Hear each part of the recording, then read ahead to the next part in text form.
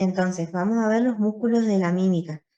Les estaba diciendo, les estaba diciendo la última característica que tenían en común, que era sobre que estos músculos de la mímica, músculos faciales, se encuentran alrededor de cavidades.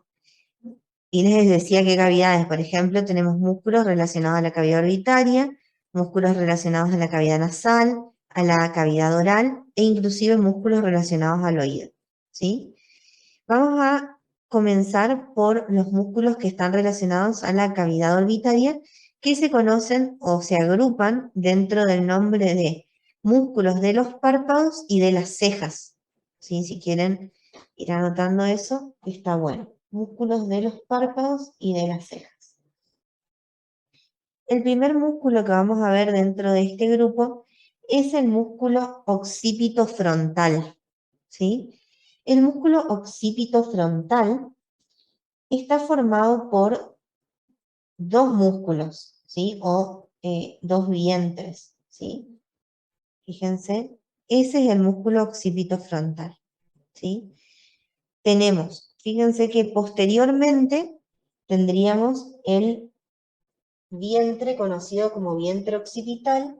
Después viene una parte blanca, que sería esa, que es la aponeurosis epicranial, y se continúa con el otro fascículo, que sería ese, que es el vientre frontal, ¿sí? Entonces, el músculo occipito frontal está formado por dos vientres, el vientre occipital y el vientre frontal. El nombre ya nos va guiando un poco. Y fíjense que está todo aplicado sobre la bóveda craneal o sobre la calvaria, desde la línea nucal, fíjense acá, ahí está, ese es de un lado, ese es el del otro, desde la línea nucal superior hasta la región de las cejas. ¿Ven? Muy bien. El siguiente músculo es el músculo prócer, o también llamado músculo piramidal de la nariz.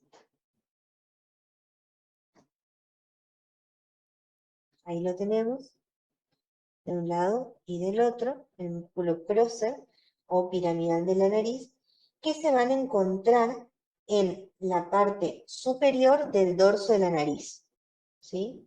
A cada lado de la línea media. Y la función es la de tirar la frente para fruncir el ceño, por ejemplo, ¿sí? Esa es la función del prócer. Después tenemos el músculo orbicular del ojo. Orbicular del ojo, fíjense que es un músculo circular que puede dividirse en dos porciones. Acá no las distingue, pero son dos porciones. Una porción orbitaria, que es la más externa, sería esta parte, y una porción palpebral, que sería la parte más interna, la que se encuentra sobre los párpados. Luego tenemos el músculo corrugador de la ceja o músculo corrugador superciliar o depresor superciliar, que sería este y este, que se encuentran entre el músculo prócer y los músculos orbiculares de los ojos, ¿sí? La función es levantar la porción medial de la ceja, mientras que tira inferior y medialmente de sus 2/3 laterales.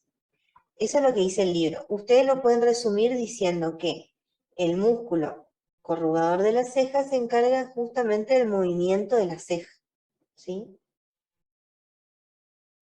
Bien, esos son los músculos relacionados entonces a los párpados y a las cejas.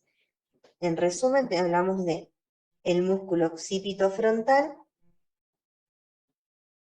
el músculo prócer, el músculo orbicular del ojo o ¿sí? Auricular del ojo, y el músculo corrugador de la ceja o músculo corrugador superciliar, ¿sí?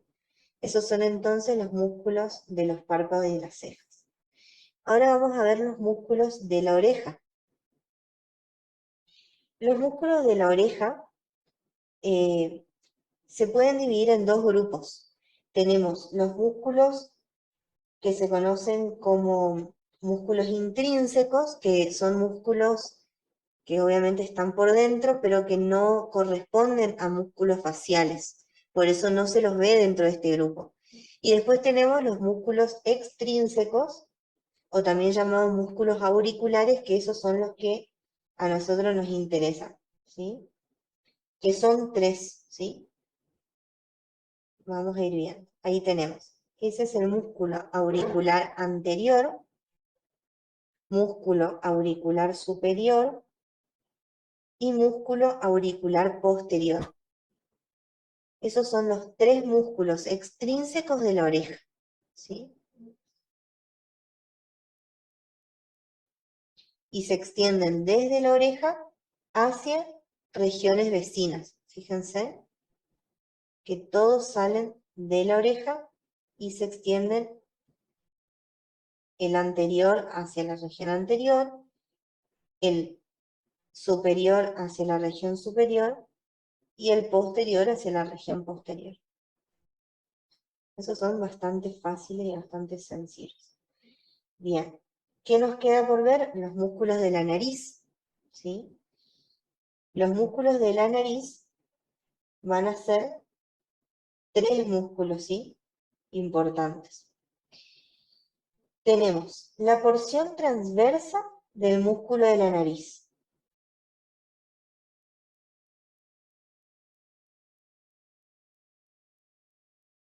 Ahí está, esa es. Porción transversa del músculo de la nariz. O también se conoce como músculo nasal, porción transversa, ¿sí? ¿Por qué se llama así? Porque se extiende justamente transversalmente desde la parte media de la nariz hasta la fosa canina, ¿sí? Ahí lo vemos. Este voy a ocultar un ratito. Ahí lo tenemos, ¿sí? Va desde el dorso de la nariz y desde la porción media de la nariz hasta la fosa canina. Y es dilatador de las narinas como función, es decir, que permite la apertura de los orificios nasales anteriores o narinas. Después tenemos la porción alar,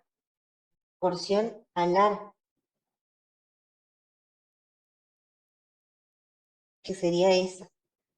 ¿Ven? Esa es la porción alar. Yo voy a agregar cartílago acá para que ustedes... Entonces, ahí está.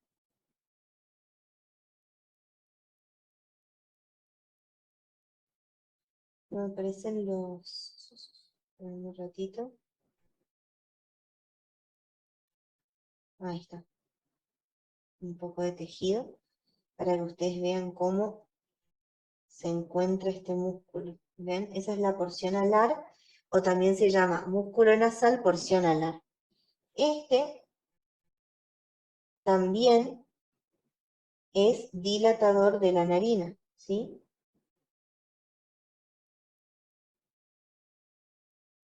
Y por último tenemos el músculo depresor del tabique nasal, que ahí podemos verlo. Ese es el músculo depresor del tabique nasal, que va a estrechar los orificios nasales anteriores, es decir, lo contrario al movimiento que hacen el músculo transversal y el músculo alar. Esos son los tres músculos de la nariz, ¿sí? Y ahora vamos a los músculos más, que son mayor cantidad, que son los músculos, ahí está, eso es lo que me faltaba, ¿ven? Que son los músculos de los labios, ¿sí? Ya tenemos un montón.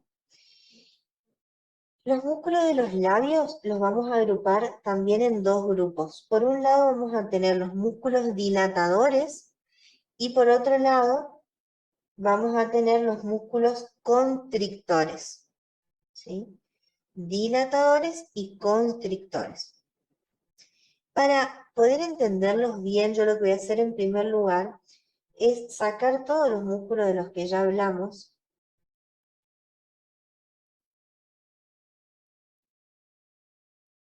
Voy a sacar también los masticadores, el temporal también.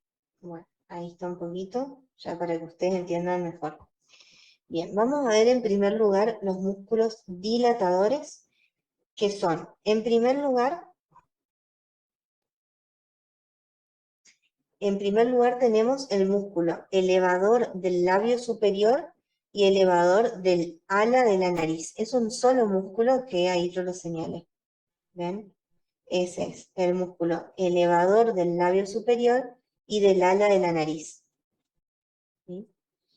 Después tenemos el músculo elevador del labio superior. Si ven que vamos de la parte medial hacia la parte lateral, que es ese. Después tenemos el músculo elevador del ángulo de la boca. Ahí está. Ese es el músculo elevador del ángulo de la boca. Luego vienen los músculos cigomáticos. Ese es el músculo cigomático menor y ese es el músculo cigomático mayor.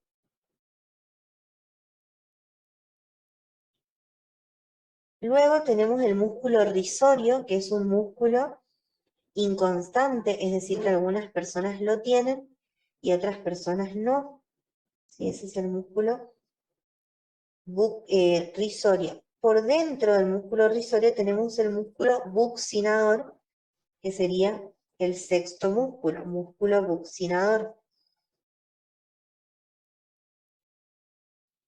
Luego tenemos el músculo depresor del ángulo de la boca, que eso ya está inferiormente, músculo depresor del ángulo de la boca. Ese es el músculo depresor del labio inferior, el músculo mentoniano y por último el músculo platisma. El músculo platisma es un músculo que pertenece al cuello, pero como actúa como un músculo dilatador y cumple con las características de los músculos faciales, se lo incluye dentro de este grupo, ¿sí? Esos son los músculos dilatadores de los labios. ¿Qué nos queda por ver? Los músculos constrictores. ¿Cuáles son los constrictores? Vamos a tener por un lado el músculo orbicular de la boca, ¿sí? Y por otro lado el músculo compresor de los labios, que vamos a buscarlo el compresor porque acá no aparece a simple vista. No. Bueno, el músculo compresor de los labios no me aparece ni ahí ni en la imagen tampoco. Pero bueno, ese es el otro músculo que es constrictor junto con el orbicular de la boca, ¿sí? Muy bien, esos son entonces todos los músculos de la mímica, ¿sí? Qué importante que sepan las características en común y además sepan bien cuáles son y cómo se agrupan, cuáles son de la nariz, cuáles son eh, relacionados a los labios y eso. Después no les van a preguntar de estos músculos inserciones, por ejemplo, ¿sí? Eso no les van a preguntar, así que así como lo vemos en la clase es como ustedes lo tienen que estudiar. Después ya tenemos los músculos del cuello, que se van a dividir en grupos de la región anterior y grupos de la región posterior. En esta imagen podemos ver los músculos de la región anterior, ¿sí? Y acá los músculos de la región posterior. ¿Cómo se van a dividir en estos dos grupos? Dependiendo de si están por delante o por detrás de la columna vertebral. ¿Sí? Esa es la estructura que los divide en las dos categorías. Y acá tenemos un montón de músculos, ¿sí? Que me gustaría que ustedes los lean en sus casas, los estudien y después vamos a ver en la aplicación dónde están ubicados y demás para que ustedes cierren la idea. La verdad que músculos del cuello no se preguntan mucho, ¿sí? Los más preguntables son los del plano superficial, que son el músculo trapecio, ¿sí? El músculo trapecio y después tenemos anteriormente acá, el esternocleidomastoideo, ¿sí? Esos son los grupos, los músculos más preguntables del cuello. Esternocleidomastoideo y el trapecio. Pero después hay muchos otros, así que está como para pegarle un repasito. Bien, eso en cuanto a la parte muscular. ¿Qué nos queda por ver ahora? La parte de nervios y arterias. Arterias y nervios tampoco es algo que se pregunta mucho en cabeza y cuello, ¿sí? Pero les voy a explicar como para que tengan una idea de si les llegan a hacer alguna pregunta, que puede ser una pregunta muy general, la sepan responder. ¿Ok? Vamos a ver entonces las arterias, ¿sí? Ahí está. Bueno, fíjense.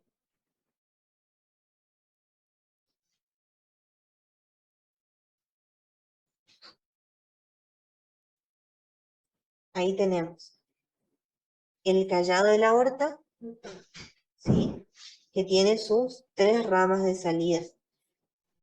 El tronco brachiocefálico, la arteria carótida común y la arteria subclavia izquierda, ¿sí? Del tronco brachiocefálico habíamos dicho que nacen la carótida común derecha y la subclavia derecha. Esas son las arterias principales, ¿sí? Las arterias relacionadas a cabeza y cuello provienen de las carótidas comunes y de las subclavias, ¿sí? Tanto las derechas como la izquierda, o sea, de todas estas ramas que salen del arco de la aorta. Fíjense que principalmente las carótidas comunes van hacia la parte superior, van hacia arriba, donde se van a empezar a dividir en sus ramas terminales a nivel del cuello, ¿sí? Pero también las subclavias, tanto la derecha como la izquierda, si bien ellas van hacia la parte de los miembros superiores, dan ramas, como ser, por ejemplo, la rama vertebral, ¿sí?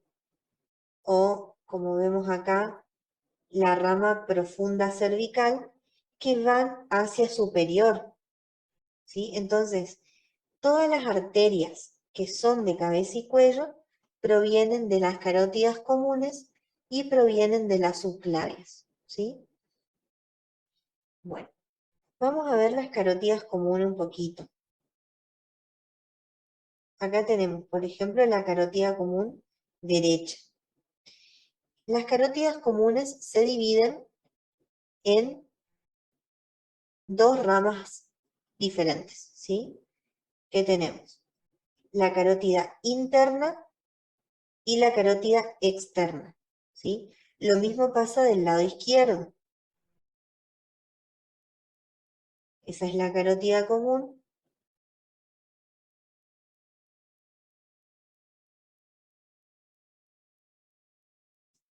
Estoy esperando que se les acomode. Ahí está. Carótida común. Y ahí tenemos la carótida externa y la carótida interna. ¿Ven? ¿Qué sucede acá? Acá hay unas estructuras muy importantes, ¿sí?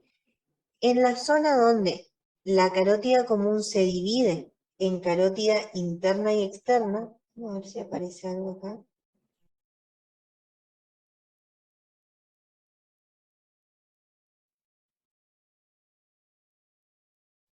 No aparece muy bien, pero bueno, a esta altura, me voy a acercar un poquito.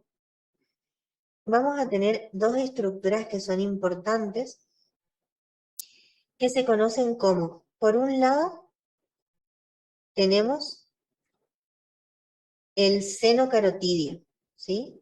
El seno carotidio es un ensanchamiento de la arteria carótida interna, ¿sí? Que es la que está señalada ahí, que acá el ensanchamiento no se lo ve en la aplicación, pero hay un ensanchamiento dentro de la arteria donde se encuentra el seno carotidio. El seno carotidio tiene receptores nerviosos para detectar los cambios en la presión arterial, ¿sí?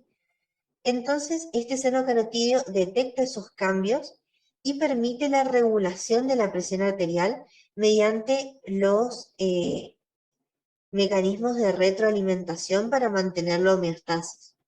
Y por otro lado, entre las dos, carótida externa y carótida interna, acá bien apoyados sobre la bifurcación, tenemos el cuerpo carotidio. El cuerpo carotidio también es una estructura nerviosa que está inervado por el nervio del seno carotidio y por el nervio vago, y es un quimiorreceptor que va a detectar los cambios en las concentraciones de dióxido de carbono, ¿sí? Es un quimiorreceptor. Mientras que el seno carotidio, que está dentro de la carótida interna, es un varoreceptor porque está relacionado a la presión arterial, ¿sí? En cambio, el cuerpo carotidio está relacionado a los cambios de dióxido de carbono en la sangre, es un quimiorreceptor, pero ambas son estructuras nerviosas, ¿sí? Bueno, de la arteria carótida externa, ya volvemos ahora vamos a empezar por la interna, vamos a volver a las ramas y demás que van hacia la cabeza. Voy a ver si saco los huesos.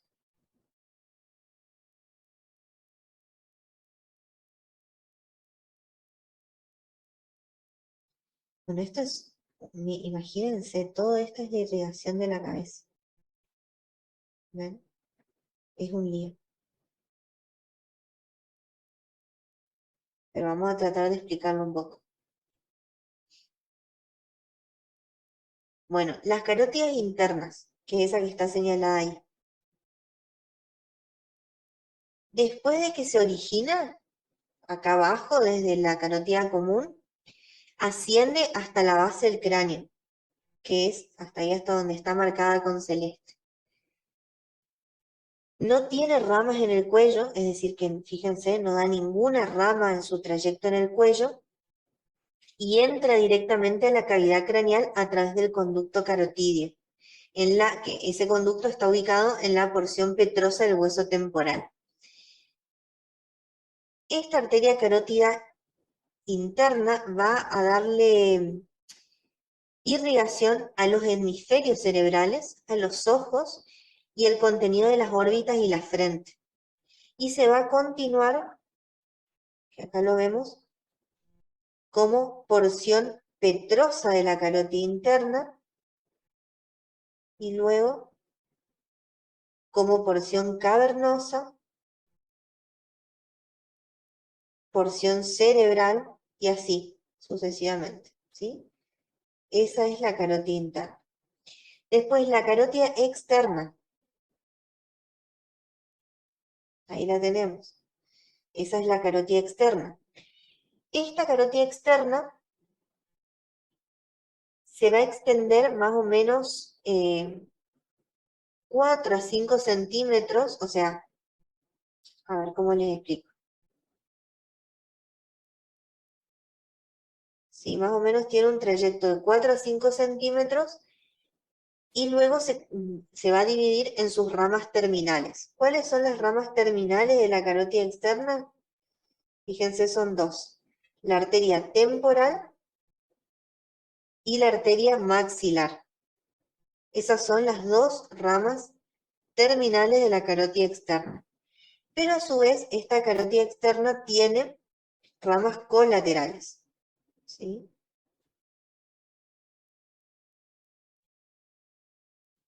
¿Cuáles van a ser esas ramas colaterales? Van a ser varias. Por un lado tenemos la tiroidea superior, que va obviamente a irrigar a la glándula tiroides. Después tenemos la arteria lingual para la lengua. ¿Ven? Luego tenemos la arteria facial, que es una arteria bastante gruesa y que también va a dar sus ramas colaterales y terminales. Después tenemos la arteria occipital. ¿Ven? La arteria occipital. Después tenemos la arteria auricular posterior, que va a ir para la región del oído.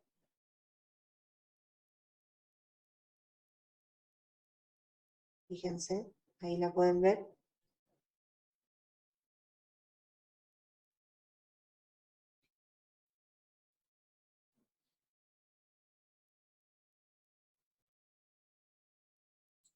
Y bueno, la única que falta acá es la faringe ascendente, que no aparece, ¿sí? Pero esas son todas las ramas colaterales, ¿sí? Y después ya tenemos las ramas terminales que ya las nombré, la temporal y la maxilar. Y bueno, esas son, entonces, es la irrigación principal de la cabeza y el cuello, ¿sí? Quería mostrárselos con la aplicación porque por ahí de esa forma se hace un poquito más sencillo. ¿Ven? Ahí solamente se ven algunas de las arterias, pero la verdad es que son muchas más que están por dentro. Entonces acuérdense bien de las carótidas y de las subclavias, y las que más ramas van a dar son las carótidas. En lo que es la inervación, básicamente la inervación de la cabeza y el cuello tienen que basarla en el conocimiento de los pares craneales. Pero la verdad es que nunca se preguntó pares craneales en el examen de ARTI. Más bien se pregunta en lo que es formación del sistema nervioso en el examen de Concepción, y si les toca el núcleo del sistema nervioso. Pero si no, no se preguntan. Igualmente en el Power, que yo les pasé de nervios de cabeza y cuello, ustedes tienen bien detallados todos los pares craneales y también generalidades del sistema nervioso como para poder entender bien eso, ¿sí? Y por último, aparte de los pares craneales, tienen que tener en cuenta el plexo cervical, que sería para la región del cuello, ¿sí? El plexo cervical. Pero sinceramente no se pregunta mucho, así que tranqui con eso, ¿sí? Si quieren pedir una leída, es mucho lo que vimos hoy en poco tiempo. Me centré en lo principal porque quiero terminar el tema y poder seguir con otras cosas, pero les repito, céntrense bien en conocer la parte ósea, las cavidades, reconocer, por ejemplo, cuáles son las paredes de las cavidades, por qué huesos está formada, y también los músculos, tanto los músculos masticadores como los músculos de la mímica. Hay una parte más que incluiría cabeza y cuello que nosotros no la vimos, que es la parte de masticación, deglución y las estructuras relacionadas con estas funciones, que son, bueno, obviamente la lengua, la faringe, el esófago, pero la laringe también, porque habla de la fonación, el núcleo. Pero voy a ver en qué momentito podemos ver, bueno, van a practicar ahí un poco. Les mando un beso, nos vemos la semana que viene.